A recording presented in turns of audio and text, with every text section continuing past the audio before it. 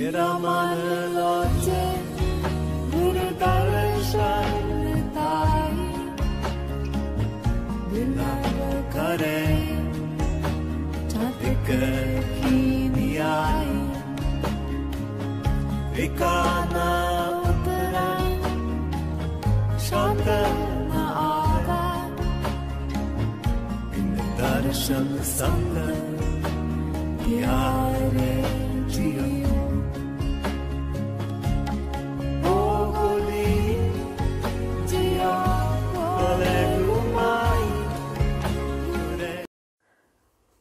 Здравейте, приятели!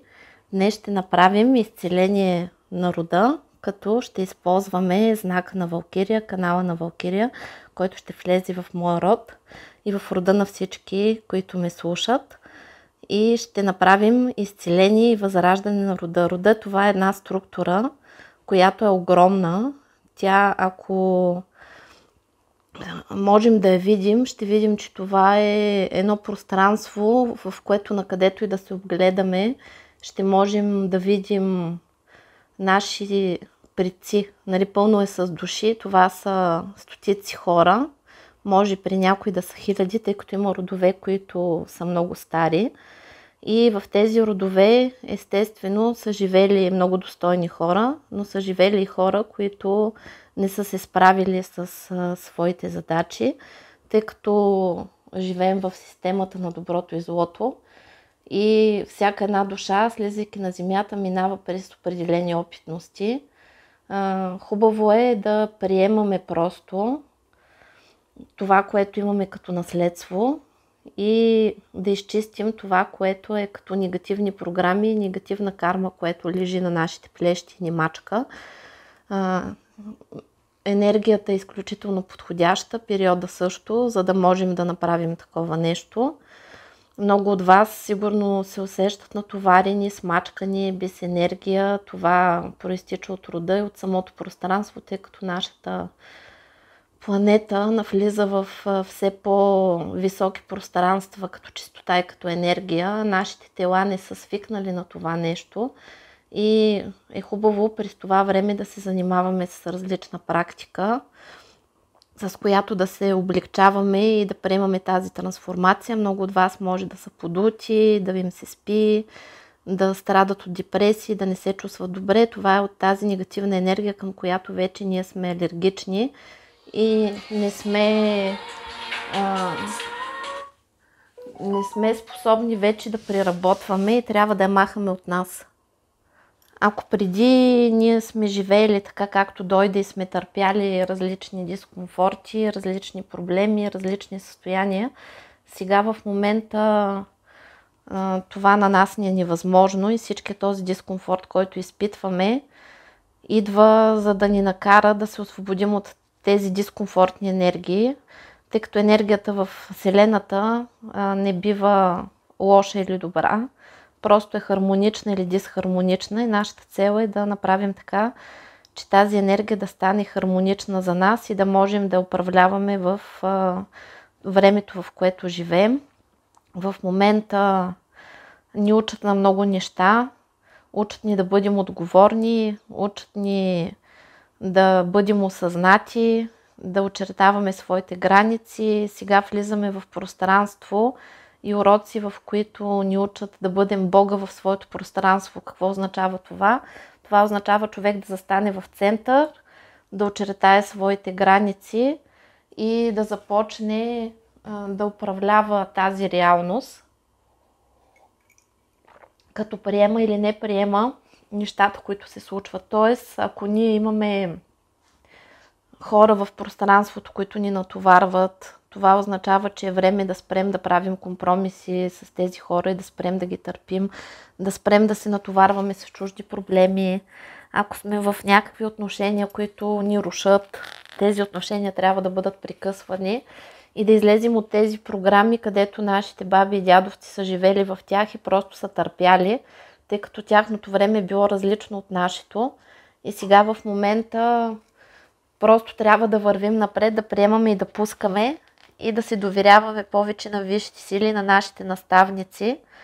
Като при много хора тази връзка е прекъсната и в самото пространство има такива негативни егрегори. Това са структури, които се хранят с негативна енергия и те ни принуждават да изпитваме тези негативни състояния, предизвикват ни, когато се отпуснем и потънем в негативните състояния, ни принуждават да им изработваме негативна енергия, като предизвикват и негативни събития. Нашата цел е в момента да стиснем просто за малко зъбки, да изтърпим и когато сме негативно настроени, имаме негативни събития или негативни състояния, просто да използваме някакви методики, с които да се освобождаваме и да се хармонизираме и да казваме, че не приемам повече да захранвам негативните структури с негативни емоции, негативни събития. Дошло е вече време аз да бъда щастлив човек, да бъда в хармония с Вселената, с законите, с висшите сили и да следвам мисията на своята душа. Това ще направим с този ритуал. Ще използваме канала Валкирия, който ще чисти. Изцелението ще бъде доста силно.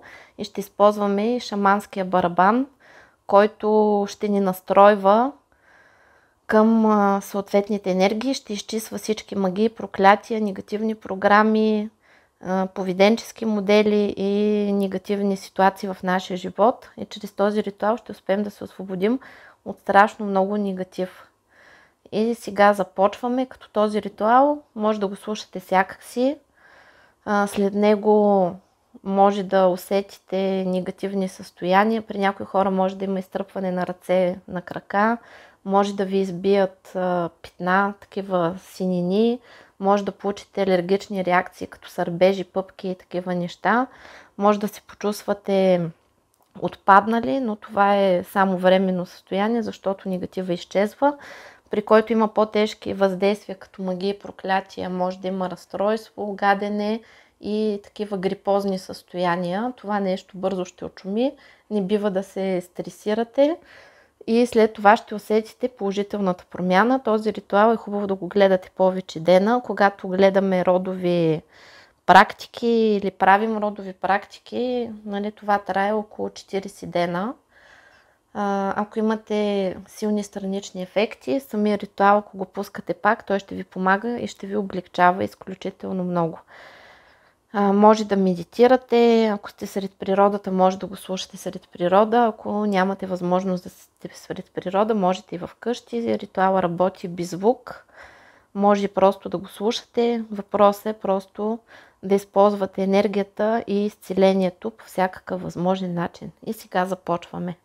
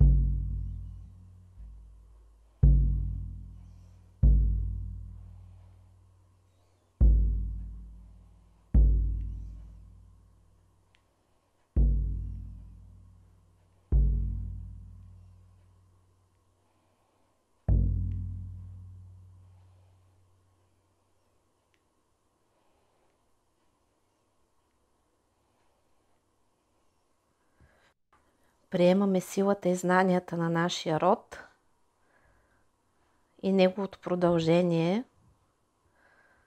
и всички блага, които се полагат от добрите дела на нашите предци. И всеки изминал ден живота ни става все по-хубав и по-хубав. Гледайте този ритуал колкото можете повече и споделяйте добрите резултати. Чао, чао!